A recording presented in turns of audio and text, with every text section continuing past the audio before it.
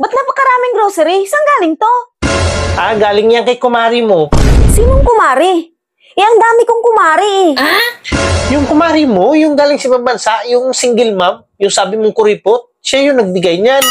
Kuripot yun. Pero nagbigay ng ganito karaming grocery? Tapos may isang sakong bigas pa? Siguro may ginawa kang kalukuhan, ano? Ba't binigyan ka ng ganyang karaming grocery? Huwag na huwag kang magsinungaling. Malapit na kasi yung Pasko. Tapos wala tayong panghanda, kaya pinatos ko na yung alok niya. Anong alok ang tinutukoy mo? Kasi sabi niya, kung makailang bayo ako, yun din yung ibibigay niyang grocery sa akin. Bakit ilang bayo ba?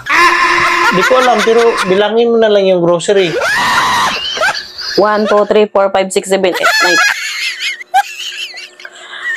30? Ibig sabihin, 30 bayo? Meron pang keso de bulao, may spaghetti pa, may sasakong bigas pa. Kulang yung sa'yo. Asar naman. Buti ka pa binigyan. Bakit? Kasi si kumpare mo. Bakit? Ano ba nangyari kay kumpare? Kasi kahit nakaraming bayo siya, ako pa yung nagbigay. Kawawa ka naman. Hindi siya yung kawawa. Siya patuloy yung kawawa. Oo, namuti mata niya eh.